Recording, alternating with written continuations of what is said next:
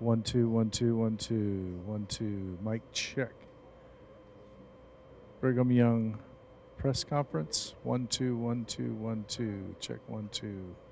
Hello, hello, hello. 1 2 1 2 1 2. 1 2 1 2. 1 2 1 2. Check 1 2. 1 2 3 4 5 6 7 8 9. You good?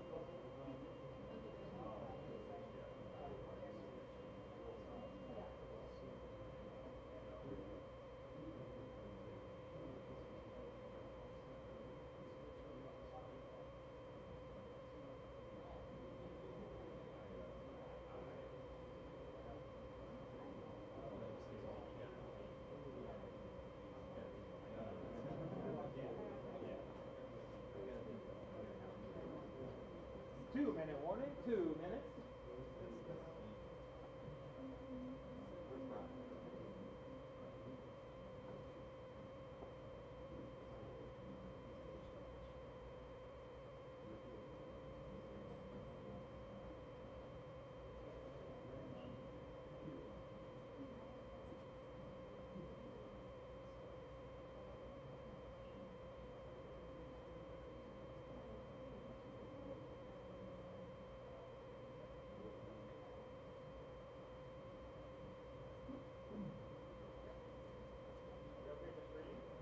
Yeah, the stream's live.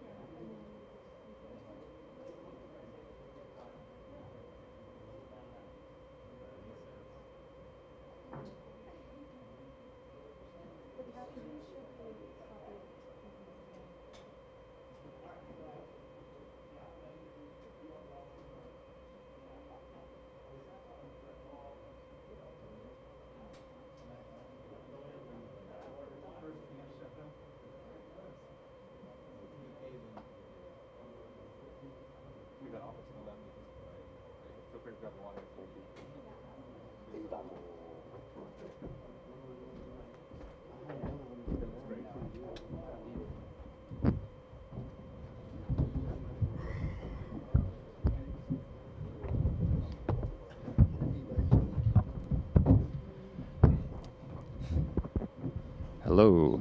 Lance. Hello, Lance. Mic check one. You don't want that? Hello, welcome. It's not going.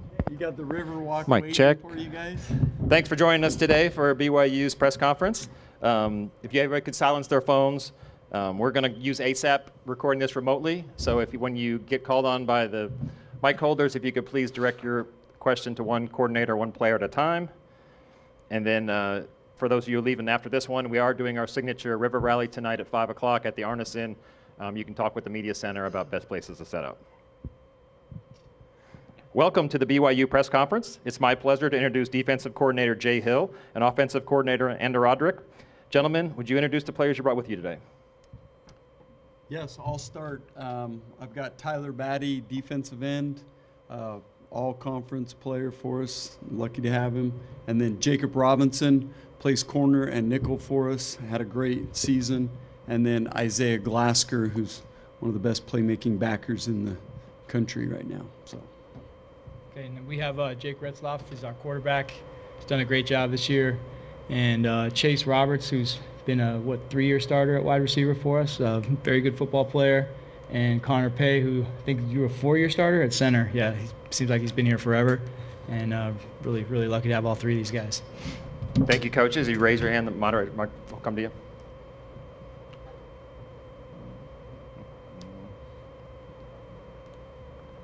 I just, for any of the coaches, when it comes to playing in a dome and when whether it's just the atmosphere or just the feel of not having to worry about weather conditions like you would at your home field, is there anything different that comes into this environment rather than something else you've experienced this season? Offensively, there's not really anything different. We practice in an indoor facility quite often. But it is nice to know, you don't have to worry about the wind or anything. You just play ball, and so we're looking forward to that. Thank you, Coach Roderick. Other questions?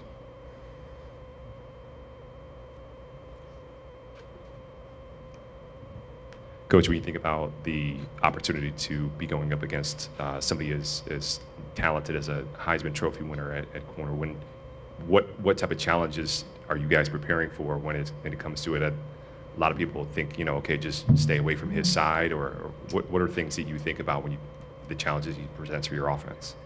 Well, he's a great football player, first of all. I'm a big fan. To play as many snaps as he plays on offense and defense is very impressive, and he plays at a really high level all the way through the fourth quarter. He's playing just as fast at the end of the game as he does at the beginning, so that's impressive.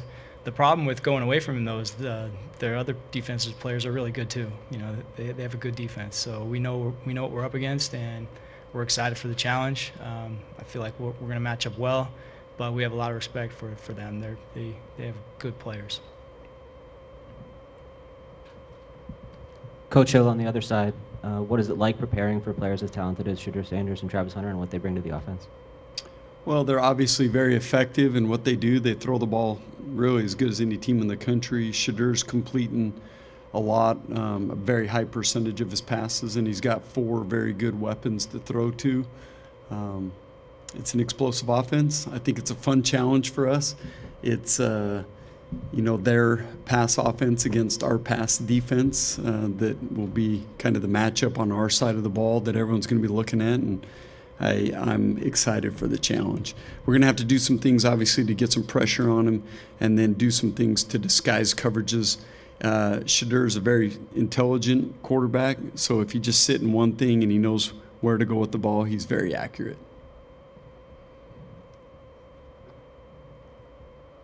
Chase, you guys have pulled out some games as an underdog this year. What does that say about this BYU team and the mentality that you guys play with? Yeah, that's just always how we've been, Ever since the start of the season, we were underdogs when it came to winter workouts, spring ball, fall camp, and that's the mentality that we had going into each game, and that's the mentality we have going against Colorado. We're just excited to go do what we do and show that we can play football, that we can match up with anyone, and we can score a lot of points and we can stop them on defense. So just excited to play a talented team like Colorado and go show what we can do. And every game's been a statement game, so we're going to go make another statement this Saturday. For Tyler, when you watch Shedeur on film, they obviously give up a lot of sacks, but he also avoids a lot and makes some plays. So what's the challenge of facing a guy like that you maybe can get to, but he's still going to probably avoid some of those and make some plays? Yeah, I would say it's just it's an exciting opportunity. It's a great challenge. He does run around well and extend plays, and he's accurate with the ball even when he's getting hit, right, and even when he's being pressured. And so for us, it presents an awesome opportunity to get after him and get some sacks, right? We know he's going to hold on to that ball a little bit longer, and at the same time, you just got to be careful to not let him, kind of run free and complete those long balls down the field.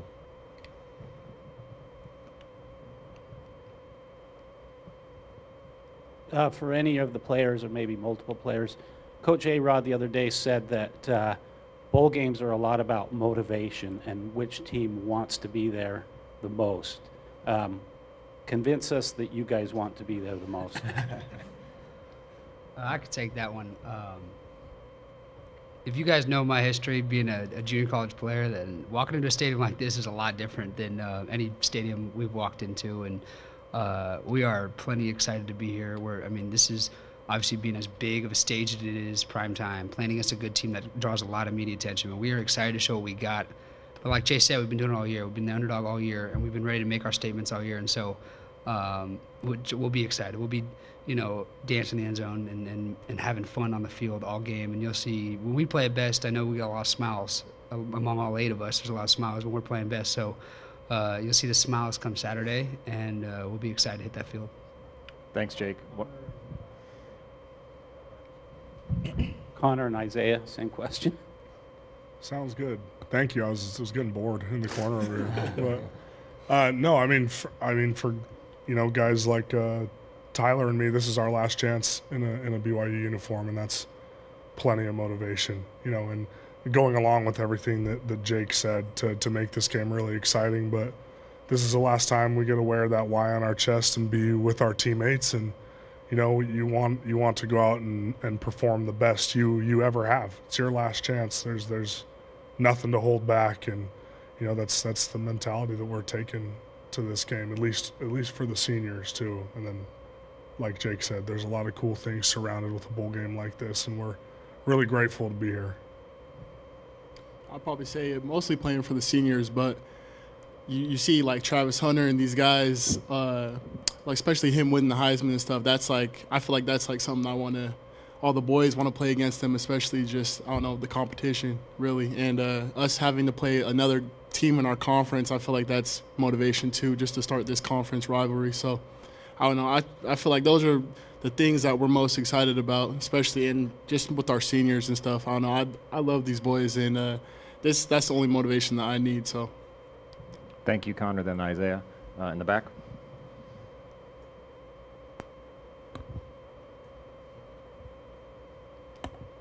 My question is for Jakob. How would you describe the culture of BYU football as a player, and how has it impacted you, especially going into postseason? I know culture can kind of shift sometimes, so is the culture the same, or is it very much getting better and better as y'all been in San Antonio? I'd say Kalani really preaches about love and learn. It's kind of just BYU as a whole. I feel like in our locker room, it's love and learn. If there's a fight ever, we gotta shake hands after. It's never hold grudges. So, yeah, I think that's the biggest thing for us.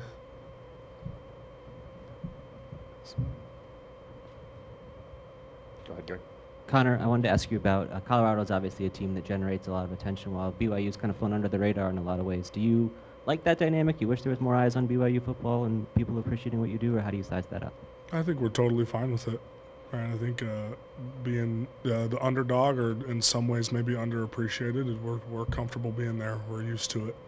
And they've played really well this year. They deserve the attention that they're getting, and that's totally fine. And we're comfortable where we are. We don't need all the media attention or all the other stuff. Our motivation comes from different places. Obviously you all appreciate it when you do get recognized for things you do well. You're grateful for it, but it's not a necessity. Middle. Ryan.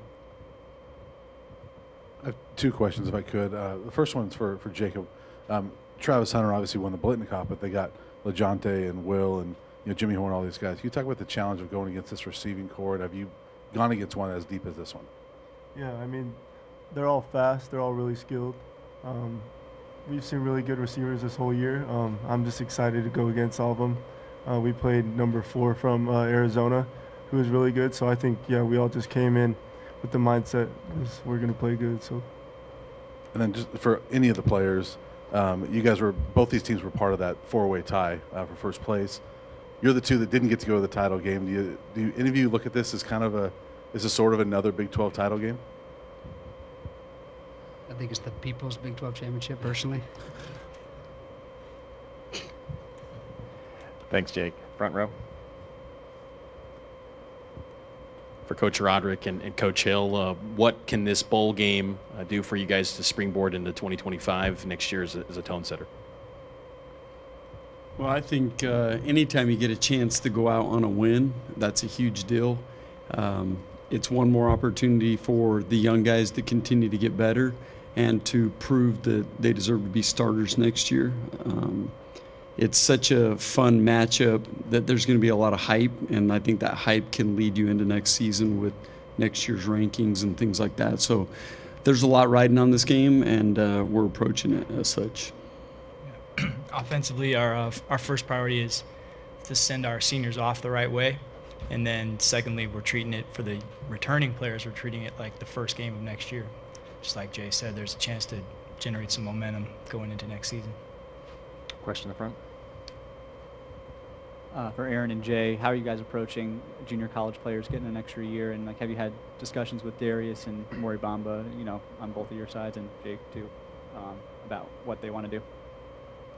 Well, I think that there's still a lot that's out there to be decided on exactly what that ruling is, but we do have a few really good players that fall into that boat on both sides of the ball, and we'd be very excited to get those guys back if we can. In the back. It's for Isaiah and Tyler. I just wanted to know, since y'all been in San Antonio, I know yesterday y'all had the pleasure of going to SeaWorld and riding all the rides. So how was that experience being in SeaWorld, and then how's it just been being here in San Antonio and seeing the Alamo and all that? It was crazy, actually. I've never actually seen a dolphin before, so I don't know. Being able to see a dolphin kind of blew my mind, and then just riding the rides, I don't know. It might have looked like I was crying, but I was not, I promise. Sure.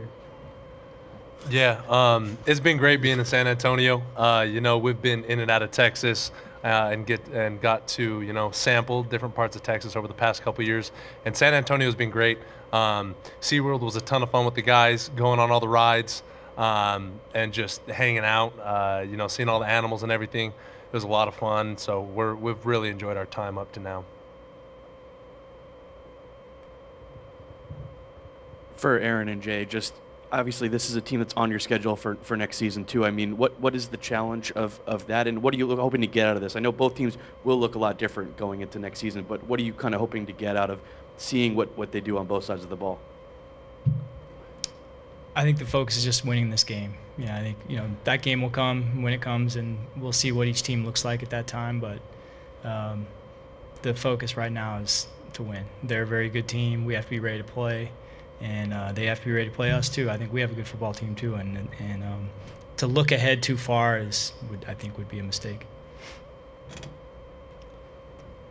Front row. For Jake and then Chase, obviously the other quarterback is getting a lot of accolades. Jake, how does that affect your mindset? And then for Chase, how does it affect your mindset that on the other side, the other receiver in the game, or the other big receiver, is the Heisman Trophy winner? Shedeur is obviously a great player. It's been fun to kind of watch him play a little bit. But we quarterback comparisons is something we love to do. But at the end of the day, I'm not playing against Shedeur. I'm actually playing against his defense. What he does has little to do with what I do. So I'm focused on, you know, putting the ball in the end zone for our team against their defense. I'm not going to be worried about that. I know the 4 guys on the other side of the table are going to worry about him and take care of him, and then I'm going to do the same with the defense. Yeah, I love players that love the game and that do things right on and off the field. And I think Travis Hunter's a guy that does that. So I look up to him, and I'm just excited to go against him on the other side of the ball too. I'm excited that he plays corner as well, and to watch him in his game and learn from him. And I'm it's just a challenge. I love the challenge. You know, I want to go against guys like that. It's what you dream of as a little kid, to go against the best players in college football and then make it to the NFL and go prove yourself in the NFL. So my goal is to, obviously win the game as a team, and then also to play well and to show that I can play, and that we can hang as a team with these great players. So I'm excited. It's going to be fun. Sticking with you, Chase, since it's the first time we've gotten to talk to you since you posted a little something on Instagram about coming back. Can you just kind of walk us through a little bit your decision to come back for your final year, sort of maybe some of the feedback that you got, and maybe the most pressing question is, how'd you decide on the song for your Instagram announcement? Yeah, that was a good one, huh? No, our media team is awesome. They helped me out with the song and all the video and stuff. They did a great job.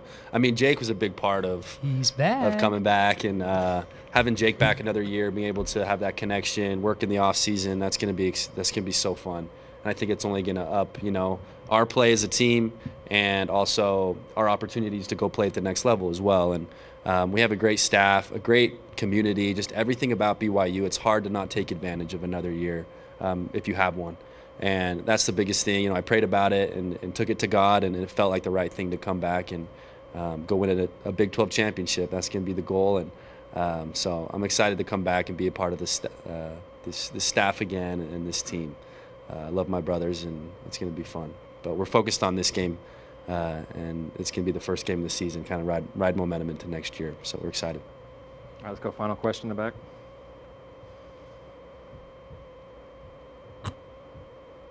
Jakob, so you have 11 career interceptions. You're now tied for second in BYU history since 2000 and tied for fifth in the FBS with active career interceptions. So what's been the key to your success, and what does it mean to you to be among the best in the country?